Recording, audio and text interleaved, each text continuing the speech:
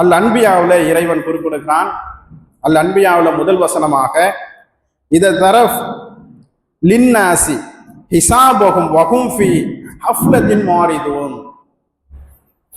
மனிதர்களுக்கு அவர்களுடைய கணக்கு விசாரிக்கப்படும் நாள் நெருங்கி கொண்டிருக்கிறது. அவர்களுடைய கணக்கு விசாரிக்கப்படும் நாள் நெருங்கி கொண்டிருக்கிறது. ஆனால் அவர்களோ பாராமுகமாக இருக்கிறார்கள். இது போன்ற காரியங்களிலிருந்து அவர்கள் பாராமுகமாக இருக்கிறார்கள். இந்த விஷயத்தை ஏங்க இறைவன் சொல்றான்? அல் அன்பியாவில் ஒருத்தவங்களுக்கு பிறந்த நாள்னு சொன்னாக்க பிறந்த நாள் கொண்டாடுறாங்க. எத்தனாவது பிறந்த நாள்? 20வது பிறந்த நாள், 25வது பிறந்த நாள், 40வது பிறந்த நாள் என்று கொண்டாடுறாங்க. இது பிறந்த நாள் சந்தோஷமான நாளா? முதலில் ஒரு மனிதன் பிறந்தான், ஒரு பெண் பிறக்கிறாள் என்று சொன்னால் அது சந்தோஷத்திற்குரிய நாள். அதை இறைவன் சொல்றான். நபி ஸல்லல்லாஹு அலைஹி வஸல்லம் அவர்களும் வழிகாட்டியிருக்கிறாங்க. யார் ஒருவருக்கு பெண் குழந்தை பிறந்திருக்கிறதோ அது அல்லாஹ்வுடைய கிருபையை அவன் பெற்று இருக்கிறான்.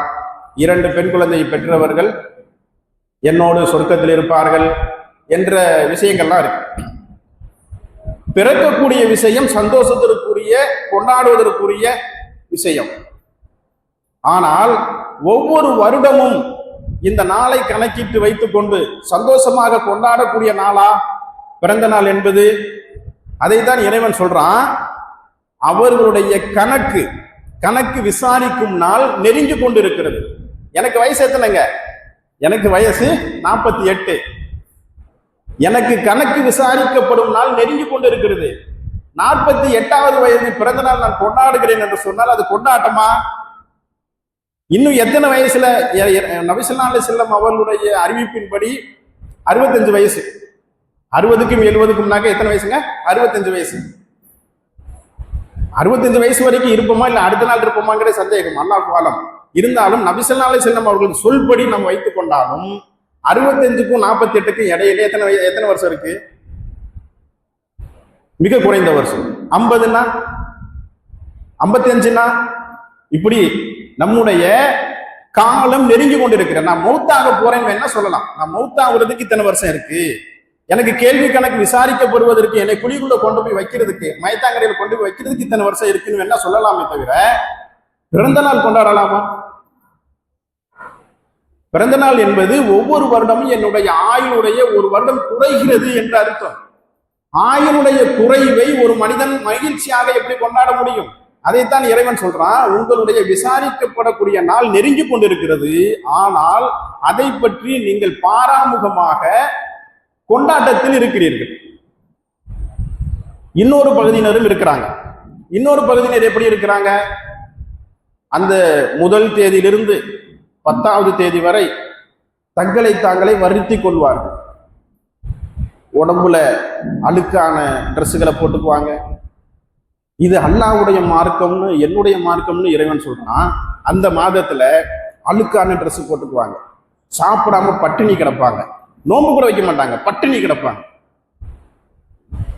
ஏதாவது ஒரு இடத்தை உருவாக்கி, அது மணிமண்டபம் மாதிரி ஒன்றை உருவாக்கி, இமிடியேட்டா தற்காலிகமாக உருவாக்கி அங்கே சில உருவங்களை பதித்து வைத்துக் கொண்டு அதிலே அவர்கள் கடந்து புரளுவார்கள்.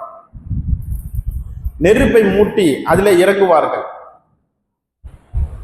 அந்த நெருப்பு அணைந்து விடக்கூடாது என்பதற்காக உப்பு மிளகாய் அதுல கொண்டு போய் போடுவாங்க. தங்களை தாங்களே ஊசியாலும் ஆயுதங்களாலும் குத்தி கொள்வார்கள், ரத்தம் சிந்திக் கொள்வார்கள். இதையெல்லாம் இறைவன் சொன்னாரா? நபி ஸல்லல்லாஹு அலைஹி வஸல்லம் அவர்கள் சொல்லி காட்டினார்களா செய்யுங்கள் என்று சொன்னால் இல்லை. இதை செஞ்சு முடிச்சுட்டு இந்த 10 நாள் இப்படி இருந்துட்டு 11வது நாள் அதுக்கு பேர் என்னது? முஹர்ரம் பண்டிகை. கவர்மெண்டே லீவ் விடுது. அவங்க படுத்துற பாடை பார்த்துட்டு இந்த மாதிரி பாடப்பட்டு பாவம் இவங்க கஷ்டப்பட்டு ஒரு பண்டிகைன்னு கொண்டாடுறாங்க, அதனால பண்டிகைன்னு சொல்லுவாங்க. கவர்மெண்ட் லீவு, முஹர்ரம் பண்டிகை, கவர்மெண்ட் லீவ் விடுது. அந்த அளவிற்கு சந்தோஷமாக அதை கொண்டாடுவார்கள். 10 நாள் பாடாப்படுத்துவாங்க. இந்த சமூகத்தையும் அவர்களுடைய உடலையும் மொத்தத்தில் இந்த மார்க்கத்தையும் எந்த அளவிற்கு என்று சொன்னால் சென்னையில பார்த்தா பெரிய திருவிழாவாக இருக்கும். பண்டிகை என்ற பெயரால பெரிய திருவிழாவாக இருக்கும். அதற்கு முந்தைய நாளில் பார்த்தோம்னு சொன்னா 9ஆம் நாள் 8ஆம் நாள்னு சொன்னா ஊர்வலம்லாம் போவாங்க. அப்படியே இரும்பு ஆயுதங்களால் உடலை அடிச்சுக்குவாங்க, வெட்டிக்குவாங்க, கீறிக்குவாங்க. இதையெல்லாம் இஸ்லாம் எப்படி ஏற்றுக்கொள்ள முடியும்? இறைவன் எப்படி அதை சகித்துக் கொள்வான்? அதனாலதான் இறைவன் அத்தௌபாவுல சொல்றான், அவர்களுக்கு அவர்களே அழிந்து கொள்கிறார்கள், உங்களுக்கு நீங்களே அழித்துக் கொள்ளாதீர்கள். வலா தத்லிமு ஃபிஹின் அன்ஃபுஸகும், இந்த மாதங்களில் நீங்கள் அழிந்து போய் கொள்ளாதீர்கள், உங்களை நீங்கள் அழித்துக் கொள்ளாதீர்கள் என்று இறைவன் அத்தௌபாவுல சொல்றான்.